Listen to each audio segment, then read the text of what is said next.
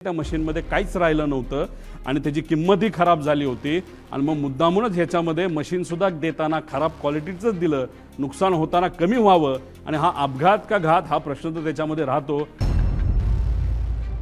एका एमिरेटच्या मोठ्या विमानाला रंगवायला 50 कोटी रुपये लागले फक्त रंगवायला। आता या महाशयाली घरीच पेंटिंग केलं। आता ह्याच्यामध्ये हे विमान कुठलंही विमान घेतलं गेल्यानंतर त्याला 5000 तास असं काहीतरी दिलं जातं। त्याचं तास किती होते या विमानाचे? 5000।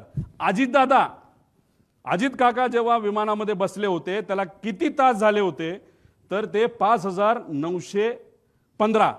किती तास बाकी होते? त्या कंपनीच्या म्हणण्यानुसार फक्त 85 तास। अहो आम्ही सुद्धा जेव्हा उडतो ना आम्ही बघतो 400 तास बाकी आहेत का 500 तास बाकी आहे, हे आम्ही सिव्हिलियन म्हणून बघतो। मग अजितदादा तर Z+ सिक्युरिटीचा माणूस होता, त्यांच्या विमानामध्ये जेव्हा ही घटना घडली तर आपण जर बघितलं तर ही 14/9चा हा विषय आहे। तर हा जो रिपोर्ट आलाय तर त्याच्यामध्ये 4915 म्हणजे 85 तास फक्त बाकी होते। आणि ह्याच्यात आमचा क्लेम आहे आणि मी जी हनीवेल नावाची कंपनी जिली हे इंजिन बनवलं त्या कंपनीच्या मॅनेजरला मराठी कळत असेल ना तर ट्रान्सलेट तुम्ही करा की खरी माहिती ही DGCA ला तुम्हाला ईमेलच्या माध्यमातून द्यावी लागेल। आम्ही प्रयत्न केला पण ते आम्हाला देत नाही। आमचा अंदाज आहे हे मशीन 5000 त्याचं वय होतं तर हे मशीन 8000 पर्यंत उडलेलं आहे। म्हणजे दादांकडे मशीन देत असताना तसंही त्या मशीनमध्ये काहीच राहिलं नव्हतं आणि त्याची किंमतही खराब झाली होती आणि मग मुद्दामूनच ह्याच्यामध्ये मशीन सुद्धा देताना खराब क्वालिटीचंच दिलं, नुकसान होताना कमी व्हावं आणि हा अपघात का घात हा प्रश्न तर त्याच्यामध्ये राहतो। पण हे मेंटेनन्स सगळे बघितल्यानंतर दादांना जे मशीन दिलं Z सिक्युरिटीने असताना सुद्धा VIP ट्रॅव्हल होतोय ह्या VSR कंपनीला माहिती असताना, ॲरो या कंपनीला माहिती असताना सुद्धा मशीन हे संपलेलं होतं आणि तेच मशीन म्हणजे इंजिन त्या विमानाला होतं आणि तेच विमान हे अजितदादांसाठी त्या ठिकाणी सेवेसाठी दिलं। म्हणजे हे आश्चर्याची गोष्ट आहे। इतकं जर कुणी दुर्लक्ष करत असेल एवढ्या मोठ्या VIP ला तर कदाचित हा VIP फक्त लोकांसाठीच VIP मोठा नेता होता, बाकीच्यांना या नेत्याची काहीच किंमत नाही असं आपण म्हणायचं का? असा प्रश्न आम्हा सगळ्यांना निर्माण होतो। पुढे आता बघा, विमानाला कलर करायचा असेल तर तो घरी करता येत नाही, तुमच्या गॅरेजमध्ये करता येत नाही, त्याला त्याच कंपनीकडे पाठवावं लागतं, त्याला 3-4 कोटीचा खर्च आहे।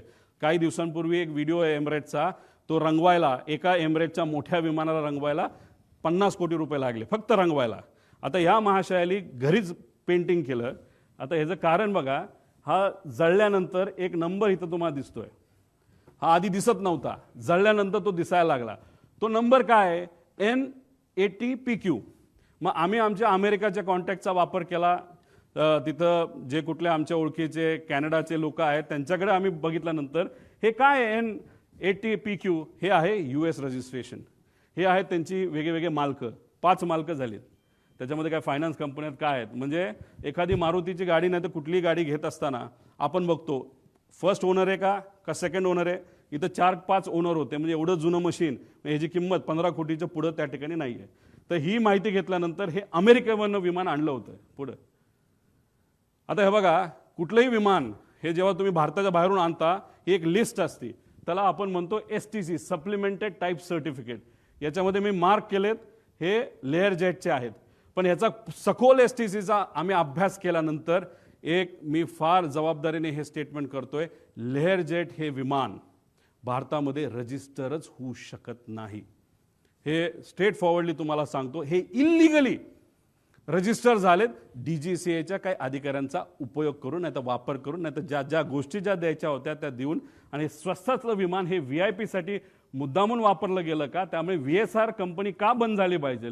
ह्यात इन्व्हेस्टिगेशन करत असताना फक्त त्या DGCAच्याच लोकांना घेऊन का नाही केलं पाहिजे? भारताच्या बाहेरची का चांगली इन्व्हेस्टिगेशन एजन्सी आणली पाहिजे? ह्या सगळ्या गोष्टी, म्हणजे इथं तसं बघितलं तर कमिटी बघितली तर सगळेच चुकीचे असं मी म्हणणार नाही, पण चोरालाच पोलिसाचं काम दिलं असं म्हणायला काही हरकत नाही, अशी आजची परिस्थिती आहे।